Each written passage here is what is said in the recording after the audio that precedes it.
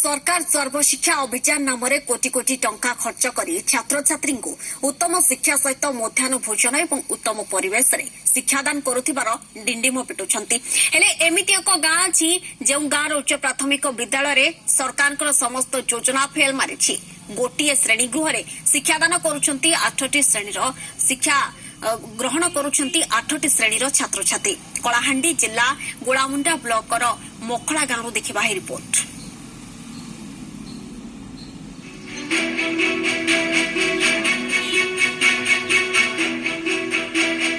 Golamunda block रो मोखला गाँ रे रही मोखला प्रकल्प उच्च प्राथमिक विद्यालय। विद्यालय रे प्रथम रु अष्टम श्रेणी पर्यंत 172 जन छात्र छात्री रही 6 जन शिक्षक। तेबे छात्र छात्री आवश्यकता अनुसार श्रेणीगृह नथिबारु गोटे श्रेणीगृह रे अध्ययन करुछंती 8टी श्रेणीर छात्र छात्री।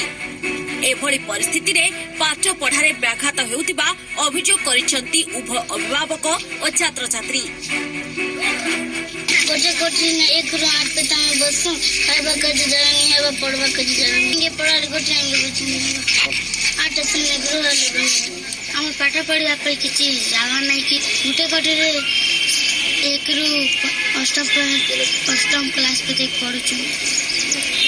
हम स्कूल जाउछु। हम स्कूल सभापति है और स्कूल का मैं डेली भी आईसी चेक करी जे स्कूल प्रथम रु अष्टम क्लास मते अछि बहुत असुविधा न पढ़वा लगे भी जंती मेड़ा गुआले ओसई देस और जंती हलगा जंती पढ़ू छन हंती कर पढ़ी थी जे पिला के गुटा मास्टर पढ़ाले और गुटा मास्टर कहाडा पढ़ौ छे कहाडा ने से छुआ किछि बुझि ले पारे। स्कूल रे लागी रहितबा समस्या नै 2009 रु प्रशासन को अवगत कराइबा सह स्कूल ले ताला पकाई आंदोलन मध्य करिथिले। हेले प्रशासन तांको गुहारी सुनि नथिला। एहा छडा स्कूल नामरे सरकारी जमी 15 डिसमिल रहितबा बेले जणे ग्रामवासी स्कूल जगह को जोर जबरदस्त दखल करी गृह निर्माण करुछंती। तेणु स्कूल गृह निर्माण होई पार नथिबा मध्य अभियोग करिसंती ग्रामवासी। सेपटे खूब शीघ्र मोखला प्राथमिक विद्यालयर समस्या समाधान कराजिबो बोली जूनागढ़ विधायक कैप्टेन दिव्यशंकर मिश्र कहिसंती। आज आमर मोखला प्रथम श्रेणी नहीं करी 8 श्रेणी देख के पिला छार बेसी असुविधा होची। 8टा मास्टर होची 6टा मास्टर हो से बिचारे जेन परिस्थिति ने से लोग बसबा के भी से लोग के भी जोगानी होची हमर पिला छार के भी जोगानी होची। जे माने 1 किलोमीटर के एक जंग छ स्कूल जगह थई करी सरकार के स्कूल में तैयारी नहीं करी पारु छंती।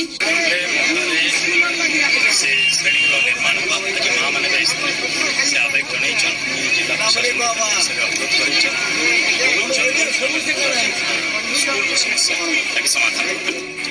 खूब शीघ्र आवश्यक स्कूल गृह निर्माण करा न गले आगामी दिन में आंदोलन करा जिवो बोली ग्रामवासी चेतावनी दैछंती।